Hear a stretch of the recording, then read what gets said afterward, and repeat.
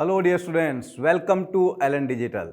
जैसा कि आप लोग जानते हैं, जेईई मेंस 2024 फर्स्ट अटेम्प्ट का परसेंटाइल्स आपको मिल चुके हैं और कुछ बच्चों ने 98 पॉइंट समथिंग और 99 परसेंटाइल स्कोर किया है। उनको हमारी तरफ से मैनी कॉन्ग्रेचुलेशंस। कुछ स्टूडेंट्स ऐसे हैं जो 96, 97, 98 के आसपास हैं और कुछ स्टूडेंट्स ऐसे हैं जो बिलो 96 हैं, 92 टू 96, या फिर ऐसे भी हैं जिनका परसेंटाइल बहुत ही कम है। सो आज हम लोग उन सभी स्टूडेंट्स को जिस जगह पर भी वो खड़े हैं वहाँ से और इम्प्रूवमेंट कैसे कर सकते हैं और कैसे वो रिजल्ट प्राप्त कर सकते हैं, उस रिजल्ट को प्राप्त करने के लिए उन्हें क्या करना चाहिए, वो चीज़ें हम आपके साथ डिस्कस करने जा रहे हैं। We are not only going to discuss, we are going to provide you the exact solution कि आपको क्या करना चाहिए। माई सेल्फ अविनेश सैनी, मेरे साथ हैं हेमंत गौतम सर और सूर्या सिंह सर। सबसे पहले सर हम बात करते हैं उन बच्चों के बारे में जिनका परसेंटाइल लेट्स से 92% से नीचे है, मतलब जिनके बहुत ही थिन चांसेस हैं कि वो एडवांस के लिए अपियर कर भी सकते हैं। सो ऐसे बच्चों को इस टाइम पर आपके अकॉर्डिंग आपकी क्या एडवाइस, उनको क्या करना चाहिए? थैंक यू सर, आपने बहुत ही अच्छा क्वेश्चन रेज किया बच्चों के रिगार्डिंग। कई बच्चों की क्वेरीज भी आ रही है कि सर हम बिल्कुल बाउंड्री लाइन पर हैं या उससे भी थोड़े बिलो आ गए हैं, तो क्या करना चाहिए। तो जिन बच्चों का परसेंटाइल 91 या 90 के बिलो आ गया है या जो एडवांस वाली बाउंड्री लाइन पर है, तो सर उनको अब जेईई मेंस 2 पर बिल्कुल फोकस करना चाहिए।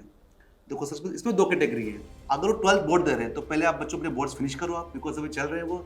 आफ्टर बोर्ड एग्जाम आप जेईई मेंस 2 पर बच्चों प्योरली फोकस करो आप, बिकॉज हमने ऐसे केस भी देखे सर कि बच्चों का अगर 88 परसेंटाइल है, उनके बाद उनको 96, 95, 97 बन जाते हैं अगर वो थोड़ा सा प्लानिंग से काम करे तो। बिल्कुल एग्जैक्टली और आई थिंक ऐसे बच्चों को बोर्ड को एज ए बर्डन नहीं लेना चाहिए, बिकॉज जैसे सूर्या सर आप भी इस बात को शायद सेकंड करेंगे कि जो बोर्ड एग्जाम है उसमें 12th का सिलेबस ज़्यादा आता है और जो हमारा जेईई मेंस है उसमें भी ज़्यादा परसेंटेज जो रहता है वो 12th का ही होता है। सो केमिस्ट्री के पॉइंट ऑफ व्यू से अगर आपसे मैं पूछूं तो उनको कौन से टॉपिक्स पर या किन चीज़ों पर अभी ज़्यादा फोकस रहना चाहिए जिन बच्चों का 92 परसेंटाइल से नीचे, या जो मैं कहूँ कि अभी मेंस वो क्रॉस नहीं कर पाए, वो एडवांस देने की कैटेगरी में नहीं आ पाए, उन बच्चों को सबसे ज़्यादा जरूरत है इस वक्त?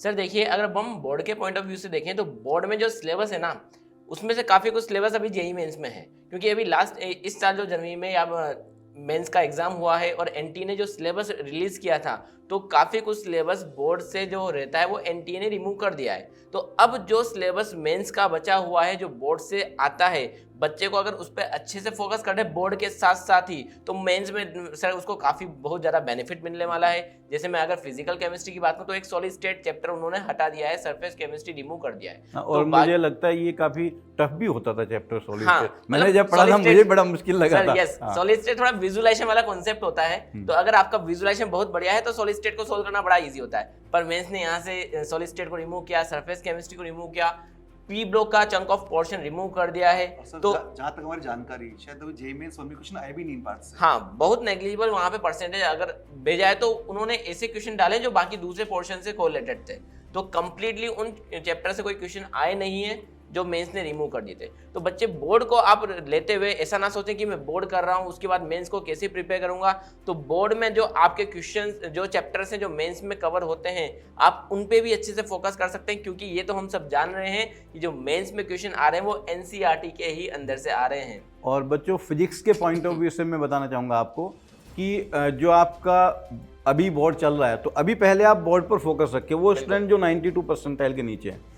इसके बाद जैसे ही आपका बोर्ड ओवर होगा तो आप ये 100% मान के चलें कि अगर आपने बोर्ड अच्छे से दिया है सो जेईई मेंस की अच्छी खासी प्रिपरेशन आपकी हो गई है। और उसके बाद जो 11th वाला पोर्शन है बोर्ड एग्जाम होने के बाद फिर आप 11th पोर्शन वाले पोर्शन पर आए। आई थिंक मैथ्स में भी सर ऐसा ही होना चाहिए। बिल्कुल सर ने बहुत अच्छे पॉइंट किए कि अगर आप बोर्ड्स एग्जाम ढंग से कवर करो तो आपका 12th पार्ट काफी हद तक कवर हो रहा है। हाँ। तो बेटा आपको फोकस करना है फिर आपको 11th वाले पार्ट पे, ताकि आपका जेईई मेंस 2 काफी अच्छे से प्रिपेयर हो जाए। और जो सर ने बात बोली है कि एनटी ने जो पार्ट हटा दिया है, तो जिन बच्चों को 92 से कम परसेंटाइल है उन बच्चों को फोकस क्या करना है जो पार्ट हमें गिवन है। जैसे अगर मैथ्स की बात करूं तो टेंजेंट नॉर्मल हटा दिया गया था। काफी बच्चों की क्वेरीज सर अगर टेंजेंट नॉर्मल हट गए तो फिर कॉनिक से पूछेंगे क्या। तो बच्चों आप देखना जेईई मेंस 1 के अंदर सर कॉनिक सेक्शन जो कि काफी इंपॉर्टेंट पार्ट होता है, वहां से काफी कम क्वेश्चन पूछे गए हैं। जैसे पैराबोला से ओनली 1 क्वेश्चन पूछा गया बच्चों से सर, ठीक है ना आपका। तो बच्चों का टेंजेंट नॉर्मल हटा दिया है, तो जहां जहां भी टियर इन आ रहा है उसको बच्चों आपको फिलहाल नहीं पढ़ना है। आपको जो पार्ट बचे हुए आपके, हमें उस पर ही फोकस करना है। अच्छा, अब बात करते हैं उन स्टूडेंट्स की जिनका परसेंटाइल अप्रोक्सीमेटली 93, 94, 95, 96, 97% तक है। मीन्स कि वो बच्चे ने मेंस क्लियर कर लिया है एंड दे आर ऑलमोस्ट, मतलब 92% से ऊपर तो सारे ही एडवांस के एलिजिबल होते हैं। तो उन स्टूडेंट्स को इस वक्त बिकॉज क्या सेकंड मेंस के लिए प्रिपेयर करना चाहिए और along with the preparing with for JEE advance, तो फिजिक्स के पॉइंट ऑफ व्यू से पहले मैं बता दूं, जिन बच्चों का 97 परसेंटाइल तक है, तो उन स्टूडेंट्स को केवल ये नहीं सोचना चाहिए कि मुझे केवल एडवांस की तैयारी करनी है। JEE means second attempt is also very important for those students. तो उन्हें अपनी प्रिपरेशन में एक बैलेंस बना के रखना है आई थिंक, ताकि वो मेंस और एडवांस दोनों एक साथ करते रहें। हालांकि जहाँ तक मेरा आइडिया, आई थिंक आप इस चीज़ को सेकंड करेंगे सूर्या सर और हेमंत सर, कि जब तक जेई मेंस नहीं हो जाता तो शायद जो भी वो अपना टाइम टेबल बनाए उसमें मेंस की प्रिपरेशन का टाइम थोड़ा सा एक्स्ट्रा रखें और एडवांस का क्वेश्चन शायद अभी थोड़ा सा कम कर सकते हैं। एंड वंस वो मेंस अच्छा हो गया तो फिर वो कम्प्लीटली एडवांस पर जा सकते हैं। तो उसके पॉइंट ऑफ व्यू से मैं आपसे पूछना चाहूँगा हेमंत सर कि इन बच्चों को मैथ्स में, जैसे अभी सेकंड मेंस अटेम्प्ट देना है, साइमल्टेनियसली एडवांस की प्रिपरेशन भी करते जाना है, तो वो कौन से टॉपिक्स हो सकते हैं जिनको ये अभी चूज़ करें? तो सर ने बहुत अच्छा पॉइंट रेस किया है कि जिन बच्चों का परसेंटाइल 92 से 96, 97 के बीच में है, यानी उनका जो एडवांस क्वालिफाई कर जाएंगे देने के लिए वो, लेकिन उनका मेंस में स्कोर इतना अच्छा नहीं आया कि इस तरह। तो बच्चों, सर ने जो बात बोली बिल्कुल सही बोली है कि उन बच्चों को फोकस क्या करना चाहिए, मोर ऑन मेंस पर। बच्चों भले आप एडवांस के लिए क्वालिफाई हो, एडवांस की तैयारी आप धीरे धीरे करते रहो, लेकिन आपका बेटर फोकस क्या होना चाहिए, मेंस पर आपका। क्यों? बिकॉज अगर हमारा एक मेंस का बेस तैयार हो गया, अगर मेरा एक अच्छा सा एनआईटी श्योर हो गया, तो फिर मैं आराम से बिल्कुल कॉन्फिडेंटली एडवांस तैयारी कर सकता हूँ। तो यहाँ से मुझे सर आपकी इस बात से बहुत अच्छी बात याद आई, ये जो आपने कहा ना एनआईटी श्योर हो गया। स्टूडेंट्स ये चीज़ हमेशा ध्यान रखो, जिनका 96 परसेंटाइल के नीचे है, तो आपका दिमाग में एक प्रेशर रहेगा इस परसेंटाइल को लेके कि यार अगर जेई एडवांस नहीं हुआ तो शायद वहाँ भी एक अच्छी रैंक ना मिले। और एक बहुत बढ़िया बात होती है कि जब हम विदाउट प्रेशर कुछ करते हैं ना, तो हम अपनी कैपेसिटी से अच्छा कर जाते हैं, है ना। जैसे अपनी इंडियन टीम है, पूरा टूर्नामेंट अच्छा खेल रही थी, फाइनल में वो प्रेशर ले लिया और वो फाइनल में ऑस्ट्रेलिया ने हराने के बजाय उनके प्रेशर ने उनको हरा दिया। तो यही चीज़ है, जिन स्टूडेंट्स का 96 परसेंटाइल के नीचे है वो सेकंड अटेम्प्ट पे फोकस करें, सेकंड अटेम्प्ट में कोशिश करेंगे 98, 99 परसेंटाइल पहुंच जाएं। अब आप ये 100% मान लो कि एनआईटी में एक अच्छी एनआईटी में अच्छी ब्रांच आपकी सिक्योर हो चुकी है, now you are free of pressure. अब जब आप जेई एडवांस में जाओगे तो कम से कम एक खौफ तो आपके दिमाग में नहीं है कि यार अगर ये नहीं हुआ तो क्या होगा। और फिर जब आप परफॉर्म करोगे तो फिर वो पैट कमिंस के जैसा ही करोगे। तो सूर्या सर, आप इस बारे में केमिस्ट्री के पॉइंट ऑफ व्यू से क्या कहना चाहेंगे? बिल्कुल, जैसे बच्चों के भी कॉल आते हैं कि सर मेरा इतना परसेंटाइल बना है, मुझे अब क्या करना चाहिए। तो जैसे आपने एक रेंज बताया है 92 से अगर नीचे वाला है तो उसको बिल्कुल केवल और केवल मेंस पे फोकस करना चाहिए। और मैं आपकी इस बात से बिल्कुल एग्री हूँ कि हमें एक स्टेपिंग, हमारा एक स्टेप जो है, हमारा एक टारगेट पहले फिक्स हो जाना चाहिए कि पहले मैं एनआईटी को शो कर लूँ, उसके बाद बिल्कुल फ्री ऑफ प्रेशर जैसे आप बोल रहे हैं, तो बच्चा इजिली फिर आईटी के लिए सोच सकता है। अब मेंस के लिए अगर बात करें तो बच्चा अब जैसे जब से ही मेंस का रिजल्ट आया तो बच्चा पूछा है कि सर हम क्या कर रहे हैं, अब बहुत फ़ोन आ रहे हैं। तो बिल्कुल जो आपका मेंस का सिलेबस है उसके हिसाब से बहुत टफ लेवल पे भी जाने की जरूरत नहीं होती है मेंस के लिए। तो फिजिकल में या आईओसी में या ओसी में, तीनों में अगर हम बात करें तो इजीली एनसीईआरटी को फॉलो करते हुए एनसीईआरटी लेवल के क्वेश्चन बच्चा अगर अच्छे से प्रैक्टिस कर देता है सर, तो अब डेफिनेटली बच्चों ने भी एग्जाम दिया हुआ है, पेपर्स देखे हुए हैं, सारे पेपर रिलीज हो चुके हैं, सारे क्वेश्चन देख लिए, तो बच्चा अब ये फील भी कर पा रहा है कि नहीं हम कर सकते हैं। अगर हम एक कांस्टेंट तरीके से मींस रेगुलर स्टडी कर रहे हैं, रेगुलर प्रैक्टिस कर रहे हैं, रेगुलर रिवीजन कर रहे हैं, तो विद इन 50 डेज ये करना पॉसिबल है। और 99% सर मुश्किल नहीं है अगर हम सोच लें तो। मुश्किल नहीं। और आई थिंक एक सजेशन मैं और देना चाहूँगा, मेरे हिसाब से तो आप लोग बताना ऐसा होना चाहिए नहीं। लाइक जैसे मैं फिजिक्स की बात करूँ, सो ऑलरेडी एनटीए ने बहुत सारा सिलेबस रिमूव कर दिया है। कुछ चीज़ें थी जो बहुत कन्वेंशनल नहीं, थोड़ी सी अलग टॉपिक थे, उनको रिमूव कर दिया है। और जो अच्छे टॉपिक थे, जो बच्चों को फिजिक्स में कॉन्सेप्चुअली ठीक से समझ में आते हैं, वो रखे हुए हैं। सो मेंस के लिए जहाँ तक एडवाइस मेरे हिसाब से फिजिक्स में उनको ऐसा नहीं सोचना चाहिए कि ये चैप्टर छोड़ दूँ या वो चैप्टर छोड़ दूँ, बिकॉज मेंस में बहुत हाई लेवल क्वेश्चन आते नहीं हैं। मेंस में हर टॉपिक के एक बेसिक क्वेश्चन आता है।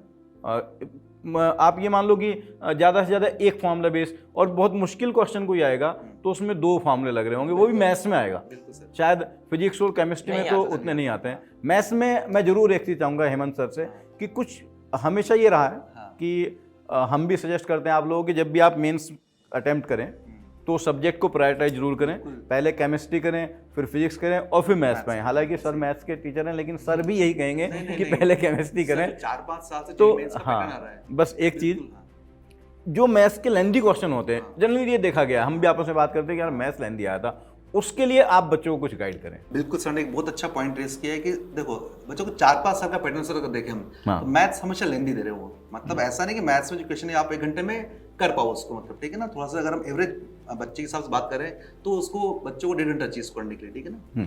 तो बच्चों जहाँ पर लेंदी क्वेश्चन आते हैं, जहाँ पर आपके 3-4 टॉपिक मिक्स हो गए, तो ऐसे कुछ फिलहाल हमें अवॉइड करना चाहिए। बिकॉज हमारे पहले केमिस्ट्री करो बच्चों, फिजिक्स करो, जब मैथ्स का टर्न आएगा तो बच्चों हमें प्रायोरिटाइज करना है फर्स्ट, हमें इजी और मीडियम। अब आती बात की सर इजी और मीडियम क्या होते हैं आपके, जो क्वेश्चन आपके फॉर्मूला बेस्ड है, जहां पर आप एक सिंपल 1 या 2 फॉर्मूले लगाकर सोल्व कर पा रहे हो, दैट इज इजी बच्चों। मीडियम मतलब जहां पर आपको थोड़ा सा उसमें कॉन्सेप्ट देखना पड़ेगा उसको, तो जो क्वेश्चन विद इन 2 और 3 मिनट सोल्व होते हैं मैथ्स में वही करना चाहिए। जहां पर 3-4 चैप्टर मिक्स आ गए, 3D PNC मिक्स कर दिए इस तरह बच्चों, जहां पर आपको लग रहा है पता है कि सर हो जाएगा मुझसे, हाँ, मुझसे हो जाएगा, मुझे पता है कैसे करना है, लेकिन सर टाइम हमें लगेगा, 5-7 मिनट लग रहे हैं, तो बच्चों उनकी जगह हम 2-3 क्वेश्चन केमिस्ट्री या फिजिक्स कर लें, that is a more important. I think sir, और स्पेसिफिकली अगर कैटेगराइज करूँ मैं इसको, तो मैथ्स में भी ऐसा होता होगा कि एक चैप्टर है, क्वेश्चन इस तरीके से होगा कि एक चैप्टर का एक कंसेप्ट, या एक चैप्टर के मल्टीपल कॉन्सेप्ट, या फिर मल्टीपल चैप्टर के मल्टीपल कॉन्सेप्ट। सो हमें मैथ्स में भी यही कोशिश करनी चाहिए कि पहले हम उन क्वेश्चन को अटैक करें जो 1 चैप्टर 1 कॉन्सेप्ट पे बेस्ड है। चैप्टर 1 फॉर्मूला या 1 चैप्टर 1 कॉन्सेप्ट, बिल्कुल। हाँ, उसके बाद उस पे जाए कि एक ही चैप्टर है बट उसके मल्टीपल कॉन्सेप्ट यूज हो रहे हैं, और वो मल्टीपल चैप्टर मल्टीपल कॉन्सेप्ट पर शायद बहुत बाद में जाना चाहिए if we have ample amount of time, अगर वहाँ टाइम बचा हुआ है तो। और फिजिक्स और केमिस्ट्री हमारे क्वेश्चन खत्म हो गए हैं तब शायद करना चाहिए सर। तो एडवांस में थोड़ा फ्री होते हैं इन चीज़ों से, ठीक है, बिकॉज एडवांस में हमको क्वेश्चंस सही करना इज मोर इम्पोर्टेंट। कितने कर रहे हैं दैट इज सेकेंडरी थिंग, लेकिन सही कर रहे हैं दैट इज इम्पोर्टेंट। पर मेंस में सर टाइम होता है बिल्कुल स्पेसिफाइड, तो वहाँ पर हमें लेंथी क्वेश्चंस को बिल्कुल, जहाँ मोर कैलकुलेशन वो बिल्कुल अवॉइड करनी चाहिए। First we have to go with the easy and medium part. बिल्कुल सूर्य सर, केमिस्ट्री में भी अगर और अंदर जाके बात करें हम, तो बच्चों क्या सीक्वेंस लगाना चाहिए, कौन सी केमिस्ट्री क्वेश्चन पहले, कौन सा बाद में, कौन सा उसके बाद में, बिल्कुल ये भी इंपॉर्टेंट पॉइंट है। हेमंत से बताते तो मैं मन में भी था कि नहीं मैं भी बोलूं। तो सर जैसे अगर जो लास्ट ट्रेंड देख रहे हैं, जब से मेंस मतलब 2 शिफ्ट में स्टार्ट हुआ है, तो और सेक्शन ए सेक्शन बी आने लगा है, तो मेजर ऑफ फिजिकल केमिस्ट्री के क्वेश्चन सेक्शन बी में ही आ रहे हैं, और वहाँ पे भी चॉइस होता है कि 10 में से आपको 5 क्वेश्चन सेलेक्ट करने होते हैं कि जिसमें आप बिल्कुल श्योर है वो क्वेश्चन कर दो। अगर हम सेक्शन ए की बात करें, सेक्शन ए में मेजरली आईओसी एंड ओसी के ही क्वेश्चन आ रहे हैं, और मैं खुद ये सजेस्ट करना चाहूंगा कि आईओसी को पीसी के रिस्पेक्ट में सॉल्व करना, इनऑर्गेनिक केमिस्ट्री को फिजिकल केमिस्ट्री के रिस्पेक्ट में सॉल्व करना बहुत इजी है और लेस टाइम कंज्यूमिंग है, क्योंकि कॉन्सेप्ट बेस्ड है कि अगर आपको ये कॉन्सेप्ट पता है, सपोज केमिकल बॉन्डिंग की बात करें, और अब तो बच्चे के लिए थोड़ा सा और इजी हो गया है, क्योंकि जो मेजर पोर्शन है आईओसी का, उसमें पेरियोडिक टेबल हुआ, केमिकल बॉन्डिंग हुआ, कोऑर्डिनेशन हुआ और डी ब्लॉक हुआ। जो पी ब्लॉक से काफी कुछ पोर्शन हटा दिया है, तो ट्रेंड्स के बेसिस पे वहाँ पे क्वेश्चन पूछे जाने हैं। तो आईओसी बच्चे ने स्ट्रॉन्ग किया हुआ है, ओसी में जीओसी है, रिएक्शन मैकेनिज्म है, और उसके अलावा जो नेम रिएक्शन है उनको अच्छे से बच्चे ने रेडी किया है, तो वो 20 क्वेश्चन भी बच्चों को काफ़ी कुछ कॉन्फिडेंस दे जाते हैं, और फिर बच्चे पे 10 में से आपको 5 क्वेश्चन सेलेक्ट करने होते हैं कि किस में आप श्योर है। और अभी जैसे सर आप बोल रहे थे कि जैसे फॉर्मूला बेस्ड, तो अभी तो फिजिकल में सर ऐसा ही है, जो मेजर ऑफ क्वेश्चन आ रहे हैं वो फॉर्मूला बेस्ड ही है, तो बच्चे को अगर फॉर्मूलाज भी पता है तो भी बच्चा उसको इजीली अटेम्प्ट कर सकता है। तो आप यही कहना चाह रहे हैं केमिस्ट्री में इनऑर्गेनिक, ऑर्गेनिक और फिर फिजिकल, बिल्कुल, और फिजिकल में ही कहीं फंस सकता है वो कॉन्सेप्ट लगाने में? नहीं सर, बस वो फॉर्मूला बेस्ड क्वेश्चन आ रहे हैं, तो ऐसा फंसने वाला क्वेश्चन अभी एनटीए दे नहीं रहा है, बट टाइम लग सकता है। हो सकता है 10 में से 2 क्वेश्चन ऐसे हों जो फंसाने वाले हों, पर एनटीए ने हमें बच्चों को चॉइस दिया हुआ है कि 10 में से आप 5 क्वेश्चन वो देख लो, क्योंकि सर यहाँ पे मेंस में और एडवांस में दोनों में एक आर्ट ऑफ सिलेक्शन बच्चे को आना चाहिए। अच्छा, जैसे एक जनरल वो रहता है कि आईओसी और उसी का क्वेश्चन तो ऐसा आएगा कि बेटा हो रहा है तो इससे हो रहा है, Yes, नहीं तो नहीं होगा। नहीं हो रहा है। ये मतलब मेंस में शायद ऐसा नहीं आएगा, कुछ सोचना पड़ेगा नहीं, मैकेनिज्म बिल्कुल। वगैरह उसको, जैसे ऑर्गेनिक में होता है रिएक्शन मैकेनिज्म, या फिर ऐसा बहुत बड़ा कोई मैकेनिज्म सोचना नहीं पड़ेगा। बिल्कुल नहीं। इसलिए शायद आप ये सजेस्ट कर रहे हैं कि पहले उन्हीं को अटैक किया बिल्कुल। और फिजिकल में बिकॉज सर सॉल्व करना होता है कॉन्सेप्ट, आपको एक बार सोचना होता है, कैलकुलेशन, हाँ मैथमेटिकल कैलकुलेशन, तो थोड़ा सा वो पीसी का जो कॉन्सेप्ट है वो ओसी और आईओसी से थोड़ा सा टाइम कंज्यूमिंग हो जाता है। तो बच्चे के लिए पहले वही है कि आईओसी ओसी देन पीसी का सीक्वेंस आप रखें। बाकी फिर बच्चे टू बच्चे थोड़ा सा वेरी करता है, किसी का कैलकुलेशन बहुत स्ट्रॉन्ग है तो वो पहले पीसी को सॉल्व करना प्रेफर करता है। सर एक मुझे बच्चों की बहुत अच्छी क्वेरी भी आ रही है बच्चों की फिलहाल कि सर अब 40-50 दिन बच्चे में, ठीक है ना, सिलेबस तो बहुत सारा है, मतलब फिजिक्स में, केमिस्ट्री, मैथ्स में, राइट। सर थोड़ा फिजिक्स को अगर हम कंप्रेस कर सकते हैं या कुछ चैप्टर्स स्पेसिफाइड जो जेईई मेंस में ज़्यादा स्कोरिंग हो अभी। हाँ एग्जैक्टली अभी कुछ दिन पहले मैंने वेबिनार भी लिया था, इस पर आप भी मेरे साथ थे, जिसमें क्लियरली ये बताया था कि देखो 12th वाला पोर्शन हमेशा ज़्यादा आता है। उस 12th वाले पोर्शन में भी इलेक्ट्रोस्टैटिक से लेकर ऑल्टरनेटिंग करंट तक वो एक अराउंड पूरे पेपर का 30% चंक वहाँ से बनता है, और मैकेनिक्स काइनेमेटिक्स से लेकर रोटेशन तक 20% वो बनता है। सो ये 2 यूनिट 50% कवर कर लेते हैं। तो सर बच्चों के लिए बहुत अच्छा पॉइंट है हाँ, कि बच्चे तो इसको इसको कवर कर लेंगे तो और काफी अच्छा। इसके साथ फिर आप मॉडर्न फिजिक्स और ऐड कर दोगे तो वो 60% हो गया। तो अगर ये 3 यूनिट अच्छे से करेंगे बच्चे 60% हो गया, लेकिन बाकी चीज़ों को भी छोड़ना नहीं है, उसका भी एटलीस्ट आप एक बेसिक पढ़ के जाएं, फॉर्मूले सारे आपको याद हो, बिकॉज क्वेश्चन आप बेटा देखो फिजिक्स में क्वेश्चन बहुत ज़्यादा टफ नहीं आता है मेंस में, almost single formula based question आते हैं फिजिक्स में स्पेशली। आजकल बड़ा सिंपल सा कर दिया मेंस में। बिल्कुल। सो स्टूडेंट्स आई होप कि जिन बच्चों को 96-97 परसेंटाइल तक हैं, वो बच्चे जिन्हें मेंस प्लस एडवांस पर फोकस करना है, और फिर वो जो 90% के नीचे थे जिनका मेंस अच्छे से क्लियर नहीं हो पाया, जिनको मेंस पे क्लियर ही फोकस करना है, उन बच्चों को क्लियर हो गया होगा कि उन्हें क्या करना है। अब बात करते हैं अपने एक्सपर्टीज सेगमेंट के बारे में, जो कि एलन का एक्सपर्टीज है, and that is JEE advance. और उन बच्चों की बात जिन्होंने 98 पॉइंट समथिंग या 99 परसेंटाइल या 100% अटेन कर लिया है, और उनमें से बहुत सारे स्टूडेंट ऐसे भी होंगे जो केमिस्ट्री के सिलेबस को लेकर पूरे सिलेबस के कॉन्फिडेंट है कि हाँ मुझे अच्छे से आता है, मुझे रिवाइज करना है। ऐसे भी होंगे कि मैथ्स का भी मुझे 100% कॉन्फिडेंस है, फिजिक्स में पूरे सब यूनिट में मुझे कॉन्फिडेंस है कि मुझे सारे यूनिट अच्छे से आते हैं, अब मुझे इनको रिवाइज करना है। लेकिन बहुत सारे बच्चे ऐसे भी होंगे जिसमें फिजिक्स में मान लो, चाहे मैथ्स में चाहे केमिस्ट्री में, कि भाई फिजिक्स में ये मैकेनिक्स वाला पोर्शन तो अच्छा आता है, इलेक्ट्रोडायनेमिक्स भी आता है, ये ऑप्टिक्स नहीं आता है, ये फ्लूइड नहीं आ रहा है मुझे, मैथ्स में भी ऐसा ही होगा, केमिस्ट्री में होगा कि यार वो इनऑर्गेनिक तो मैंने ठीक है अच्छा खासा मेहनत करके याद भी कर लिया, समझ लिए, ऑर्गेनिक भी मैकेनिक्स समझ लिया है, फिजिकल में फंस जाता हूँ।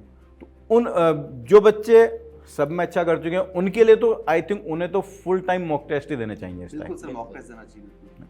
अब बात करते हैं उन बच्चों की जिन्हें इस टाइम ज़्यादा हेल्प की जरूरत है एक्चुअली, जो जिन्हें पूरे सिलेबस को लेके कॉन्फिडेंट हैं।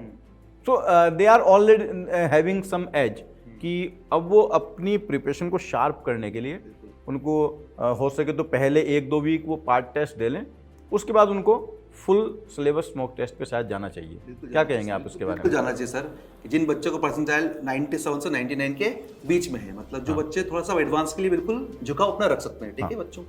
तो बच्चों अब एडवांस के जो आप मॉक टेस्ट है, मतलब आप ऐसा नहीं आप मेंस को छोड़ना है, मेंस को सर साथ लेके चलना है हमें, आपको जो मेंस 2 होगा वो भी आपको साथ में देना है, लेकिन आपको फोकस कर रखना है मेनली ऑन एडवांस पर बच्चों, ठीक है ना।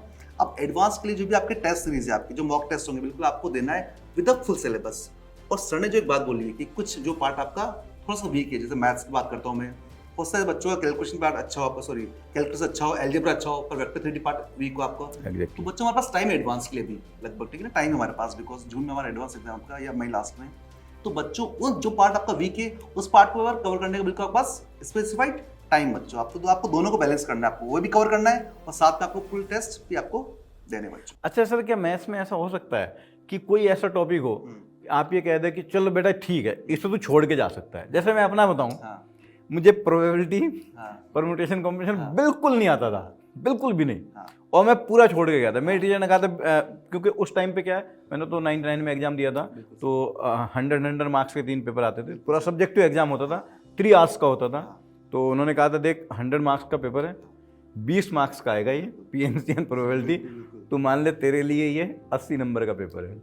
तो मैं वैसे करके गया तो उसमें मेरे मार्क्स आ गए, सिलेक्शन भी हो गया था। क्या अभी कोई ऐसा टॉपिक है मैथ्स में आपको लगता है कि बच्चे का अभी तक बहुत वीक था, हाँ अभी तक बहुत वीक था, अब स्ट्रॉन्ग करने जाएगा तो टाइम बहुत वेस्ट होगा, रादर देन कि जो उसका थोड़ा बहुत आता है उसको वो इम्प्रूव कर ले, उसे चाहे तो छोड़ ही दे बिल्कुल, क्योंकि एडवांस में ऐसा क्वेश्चन तो आएगा नहीं कि हल्का फुल्का करके सॉल्व हो जाए। तो सर ने बहुत अच्छी बात करी यहाँ पर कि एडवांस की पॉइंट ऑफ व्यू से बात करें सर, अगर अपन एडवांस को देखें तो जाता है आपका 35 से 40%। और एडवांस में एक्यूरेसी इज मोर इंपॉर्टेंट कि आप जो कर रहे हो तो सही करो आप, यानी जो आपको आता है वो आपका 100% होना चाहिए आपका। तो अगर बेटा मैथ्स की बात करते हो, अगर मैथ्स में 30 चैप्टर्स है सर मान लो ऑन एवरेज, ठीक है ना, अगर बच्चा आपके 20-22 चैप्टर्स स्ट्रॉन्ग है, अच्छे मतलब एडवांस लाइक बिल्कुल कंप्लीट है, और अगर 7-8 चैप्टर ऐसे भी है, ठीक है ना, जहाँ थोड़ा सा आप बेसिक से ऊपर है आपका, तो मीडियम क्वेश्चन में फंस जाते हैं। हाँ। तो मेरा पॉइंट तो ये रहेगा कि जो चैप्टर्स आपके स्ट्रॉन्ग है उनको बिल्कुल आप स्ट्रॉन्ग कर लो अच्छी तरह, ताकि उनसे अगर क्वेश्चन आते हैं तो हमारे सारे कवर हो जाए। जो चैप्टर्स आपके बेसिक और वीक है उन पर अभी मेरे ख्याल से बहुत एक्स्ट्रा हार्ड वर्क करने की जरूरत नहीं है आपको, ठीक है ना, उससे एक बेसिक से अपर पार्ट पढ़ लो बच्चों आप, ताकि अगर इजी आता है तो हम कर पाए। अब बाई चांस इजी मिल गया, बाई चांस अगर इजी मिल गया तो हम उसको हम कर पाए, पर जो हमको आते हैं उनसे जो क्वेश्चन आएंगे वो हमारे बच्चों अच्छी तरह कवर होना चाहिए। मतलब उसको ऐसा कर लें कि थोड़ा सा मुश्किल भी आ गया तो सॉल्व कर पाए। अब सर मान लो कॉम्प्लेक्स नंबर है, सपोज करो आप, सर अगर कॉम्प्लेक्स नंबर मान लो मेरा वीक है, अब अगर उसको पढ़ने जाऊंगा सर मैं, तो मुझे 10-15 दिन चाहिए उसको स्ट्रॉन्ग करने के लिए। ओके, सर इतना टाइम थोड़ी बच्चे के पास, इतना टाइम अभी नहीं है, राइट। कॉम्प्लेक्स हो गया, जो पीएनसी हो गया, जो बड़े बड़े चैप्टर्स है, तो अगर आप इनको स्ट्रॉन्ग करने जाओगे बच्चों, आपको 10 से 15 दिन चाहिए, आपको डेली आपको फिर इनकी 50 क्वेश्चन करने पड़ेंगे आपको। तो बच्चों हमारे पास एक टाइम लिमिट है, तो जो चैप्टर्स हमारे स्ट्रॉन्ग है सर उन पर हम प्योर फोकस करें, और बाकी चैप्टर्स से बेसिक पार्ट कवर कर लेंगे, that is sufficient for advance. Sir chemistry में इस पॉइंट ऑफ व्यू से बेसिकली आप क्या सजेस्ट करेंगे कि अगर मान लीजिए जैसे सर ने बताया कि अगर पीएनसी कमज़ोर है या कॉम्प्लेक्स नंबर कमज़ोर है तो उसको आप मीडियम लेवल तक कर लो, लेकिन एडवांस के लेवल तक जाओगे तो बहुत टाइम देना पड़ेगा, उतना टाइम आपके पास नहीं है। तो केमिस्ट्री में ऐसे कोई चैप्टर्स हैं और या ऐसा कोई सेगमेंट है कि अगर वो बच्चे का बाई चांस वीक रह गया है तो उसको वो कहाँ तक करे, या बिल्कुल छोड़ दे, या क्या करे उसके बारे में? सर मैं हेमंत सर की बात से बिल्कुल एग्री हूँ कि जो एडवांस में थोड़ा सा एक्यूरेसी वाला पोर्शन थोड़ा सा ज़्यादा हमें देखना होता है। अगर बच्चा मेंस में जाता है तो ठीक है, एफिशिएंसी भी रिक्वायर्ड है और एक्यूरेसी भी। एडवांस में केवल एक्यूरेसी का गेम होता है कि आप कितने क्वेश्चन सही कर रहे हो, कितने नेगेटिव मिनिमाइज कर रहे हो। अब अगर सर हम फिजिकल केमिस्ट्री को देखें तो फिजिकल केमिस्ट्री में जो मेन पोर्शन है केमिकल इक्विलिब्रियम हो गया, आयनिक इक्विलिब्रियम हो गया, थर्मो हो गया और इलेक्ट्रो, ये 4 पोर्शन तो सर बहुत ज़्यादा मेजर वेटेज रखते हैं। तो बच्चे इन 4 पोर्शन को अच्छे से करेगा, फिर बाकी दूसरे पोर्शन को थोड़ा थोड़ा कर ले तो भी बच्चे का काम चल जाता है। Sorry sir. अब अगर हम आईओसी में बात करें तो सर आईओसी और ओसी में जो क्वेश्चन जनरेट हो रहे हैं, या मैं सिंपली पहले आईओसी की बात कर दूं तो केमिकल बॉन्डिंग कोऑर्डिनेशन, ये तो दोनों में बिल्कुल वेटेज रखता है, मेंस में भी वेटेज है और एडवांस में भी है। और अभी पिछले कुछ 2016-15 में जो एडवांस का पेपर आया था, केमिकल बॉन्डिंग से मेजर ऑफ क्वेश्चंस वहाँ पे उन्होंने डाल दिए थे आईओसी में, तो ये तो दोनों इंपॉर्टेंट पोर्शन है ही। अब जो पी ब्लॉक मेंस से हटा दिया था सर, उसमें क्वेश्चंस एक्चुअली सिक्वेंशियल वाले आते हैं कि ए से बी बन रहा है, बी की सी से रिएक्शन, वो रूट में अपन जिन्हें कहते हैं एग्जैक्टली। तो ये क्वेश्चंस अगर बच्चा सॉल्व करता है तो ये थोड़ा सा टाइम कंज्यूमिंग है। अब ये क्वेश्चन तभी हो सकते हैं सब बच्चे ने जब आईओसी में अच्छे से क्वेश्चंस की प्रैक्टिस की हो। अब सर मैं बीच में एक पॉइंट, हाँ अब बीच में एक पॉइंट और मैं इंट्रोड्यूस करना चाहूंगा सर कि बच्चे पूछते हैं कि सर हमारा पीसी तो ठीक है, आईओसी में सर बहुत सारा पोर्शन है तो मैं कैसे सॉल्व करूं, कि मैं याद तो कर रहा हूं पर क्वेश्चन हो नहीं रहा है। ये मेजर ऑफ स्टूडेंट्स ये क्वेश्चन रेज कर रहे हैं, पूछते हैं बच्चे तो अब सब कुछ याद कर लिया लेकिन वहाँ पता नहीं क्या है, हाँ ब्लैंक हो जा रहा है बच्चा। तो सर इसमें एक बिल्कुल सिंपल सॉल्यूशन है, शायद ये सभी सब्जेक्ट में अप्लाई भी होता है कि बच्चे आपने कितना ही रिवाइज किया हो, कितना है उसको रट लिया हो, पर जब तक आप अपना खुद का सेल्फ एनालिसिस नहीं करेंगे, सेल्फ टेस्ट नहीं करेंगे, कुछ होना नहीं होता है। क्योंकि आपको पढ़ने के बाद क्वेश्चंस की प्रैक्टिस ज़्यादा करनी चाहिए मेरे हिसाब से, कि जितना बच्चा क्वेश्चंस की प्रैक्टिस करा होगा तो वो पोर्शन उसका कवर हो रहा होगा। तो सर जो आपने पॉइंट रेज किया था तो उसका भी मैं पहले कंप्लीट बता दूं पॉइंट, कि फिजिकल केमिस्ट्री में chemical equilibrium, ionic equilibrium, electrochemistry, thermodynamics, ये तो पोर्शन हो ही गए हैं जो मेजर इंपॉर्टेंट वाले हैं। सरफेस केमिस्ट्री बहुत हल्का चैप्टर है पर क्वेश्चंस वहाँ से बन जाते हैं, ठीक है। और उसके बाद अगर हम आईओसी की बात करें, केमिकल बॉन्डिंग हो गया, कोऑर्डिनेशन हो गया, पी ब्लॉक हो गया और सॉल्ट एनालिसिस, ये 4 मेजर पोर्शन है जहाँ से क्वेश्चन बनने के चांसेस बहुत ज़्यादा हैं, जो प्रीवियस यहाँ पे बताया जा रहा है, प्रीवियस हिस्ट्री के बेसिस में हम बात कर रहे हैं। ऑर्गेनिक में आपका रिएक्शन मैकेनिज्म है, जीओसी है, और यहाँ पे जो भी रिएक्शन जो नेम रिएक्शंस होती है वहीं से सर मेजरली क्वेश्चंस यहाँ पे बनते हैं। तो तो सर केमिस्ट्री में ऐसा नहीं कि आप एक पर्टिकुलर यूनिट कर जाएंगे तो आपका काम चल जाता है, पर पूरा केमिस्ट्री ऑलमोस्ट हमें कवर करना पड़ता है और एग्जैक्टली केमिस्ट्री थोड़ा सा स्कोरिंग भी होता है। और दूसरा पॉइंट, एक जो मैंने अभी थोड़ी देर पहले बोला था, आर्ट ऑफ सिलेक्शन भी बच्चे को थोड़ा डेवलप करना पड़ेगा, क्योंकि जो 18-20 क्वेश्चन एडवांस में आ रहे हैं, डेफिनेटली पूरे 18 के 18-20 क्वेश्चन टफ नहीं होंगे, नहीं होते। जब इनफैक्ट बहुत टफ पेपर आता है तो ये देखा गया स्टूडेंट्स की जिस पेपर को हम बहुत टफ कहते हैं, लाइक अगर फिजिक्स का पेपर टफ आया, मैं कह रहा हूँ भाई इस बार फिजिक्स टफ था, तो 18 में से 5 क्वेश्चन टफ होते हैं। बिल्कुल। और ये अचानक ही आपने ये पॉइंट रेज कर दिया और मुझे याद आ गया, ये बहुत ज़रूरी है स्टूडेंट्स कि वो चाहे मैथ्स का पेपर हो, केमिस्ट्री का हो या फिजिक्स का हो, अगर ये एग्जामिनर को कहा गया कि भाई आपको जो पेपर सेटर है उसे बताया गया कि आपको 5 क्वेश्चन रखने हैं, 5 टफ रखने हैं, ऐसे रखने हैं जो मतलब बहुत ही नॉर्मल बच्चे से तो बिल्कुल सॉल्व ना हो, मीडियम बच्चे से भी सॉल्व ना हो, जिसने बहुत एक्स्ट्राऑर्डिनरी कर रखा है वो भी 3 ही कर पाए उसमें से, पर मतलब ऐसा हो। तो यहाँ अब एग्जामिनर ने क्या आपके दिमाग के साथ खेल कर दिया, उनको रख दिया 1 2 3 4 5। बिल्कुल सर। तो ऐसे केस में आपसे पहले 5 क्वेश्चन सॉल्व नहीं हुए तो आपको घबराना नहीं है, छोड़ो उसको, आगे हो सकता है 10 क्वेश्चन लाइन से इजी रखे हों। सर मैं बच्चों की तरफ से एक क्वेश्चन पूछना चाहूँगा कि मान लीजिए मैं एक एवरेज स्टूडेंट हूँ, अब उसमें 5 क्वेश्चन टफ डाल दिए हैं, तो सर मेरे को किस तरीके से, किस प्लानिंग से के हिसाब से पेपर के बारे में सोचना चाहिए फिर? हाँ एग्जैक्टली वही करना होता है भाई। आपने जैसे पेपर खोला, एक पेज पे 1 या 2 ही क्वेश्चन लिखे होते हैं एडवांस में, ठीक है। अब आपने देखा पहला क्वेश्चन 1 मिनट पढ़ा, आपको लगता है कि नहीं ये तो बड़ा मुश्किल जा रहा है, मैं समझ ही नहीं आया कि पूछा क्या, छोड़ो आगे बढ़ो। दूसरा क्वेश्चन भी लगा, छोड़ो आगे बढ़ो। मैं आपको बता रहा हूँ, आपने 4 क्वेश्चन तक ऐसा किया, चारों में से एक भी सॉल्व नहीं हुआ आपसे, 4 मिनट लग गए। अब आप एक दूसरा सिनेरियो सोचिए, पहला क्वेश्चन आपने उठाया, सॉल्व करना स्टार्ट किया, 10 मिनट हो गए, सॉल्व नहीं हुआ, आपने छोड़ा या कोई ऑप्शन लगा दिया या कोई ऑप्शन टिक कर दिया, दिमाग भी फिर हाँ। अब आप सोचो दूसरे पे आए, क्योंकि उस पेपर सेटर ने दिमाग से खेला था आपके, 4 टफ रखने, 4 लाइन से रख रखे हैं। दूसरे क्वेश्चन पे आए, दूसरे में 10 मिनट लग गए, तीसरे पे, तीसरे में 10 मिनट लग गए। Now you imagine the level of frustration. बिल्कुल सर। कि आपके 30 मिनट्स जा चुके हैं और आपसे एक भी क्वेश्चन सॉल्व नहीं हुआ, तो आपने 30 मिनट वेस्ट कर दिए। रादर देन अगर आप 1 मिनट पढ़ते उसको आराम से, देखते कि नहीं सॉल्व हो रहा है, अगले बढ़ता हूँ, 1 मिनट आप इन्वेस्ट करते जो आपको 29 मिनट बचा रहा है। बिल्कुल सर, बहुत अच्छी बात। ये पॉइंट आपका बहुत सही है sir. So the selection and rejection of question decide the selection of student. बिल्कुल सर, वही डिसाइड करता है। सो स्टूडेंट्स, मैथ्स में सर ने बताया कि कौन से चैप्टर पे आप फोकस कर सकते हैं ज़्यादा, केमिस्ट्री के बारे में बता दिया। फिजिक्स का मैं आपको बता दूं कि फिजिक्स में देखिए मेजर चंक मैकेनिक्स वाला पोर्शन और इलेक्ट्रोडायनेमिक्स वाला होता है। एडवांस में आपको बिल्कुल भी मॉडर्न फिजिक्स को इग्नोर नहीं कर देना है। मॉडर्न फिजिक्स सिंपल है, आप केमिस्ट्री में पढ़ते हैं, फिजिक्स में पढ़ते हैं, बहुत सारा सिलेबस कॉमन है, इनफैक्ट केमिस्ट्री में ज़्यादा है। बिल्कुल, आप तो श्रोडिंगर और हाइजेनबर्ग वगैरह पढ़ाते हैं, हमारे पास तो वो है ही नहीं। हमारा पोर्शन सिंपल है और क्वेश्चन अच्छे खासे आते हैं। एक यूनिट ऐसा है फ्लूइड, तो स्टूडेंट अगर आपको फ्लूइड नहीं आता है तो आप अभी उस पर टाइम वेस्ट मत करना। बिल्कुल बेवफा सब्जेक्ट है, बिल्कुल बेवफा टॉपिक है, आपने बहुत टाइम भी वेस्ट कर दिया ना, क्वेश्चन ऐसा आ जाएगा हवा भी नहीं लगेगी।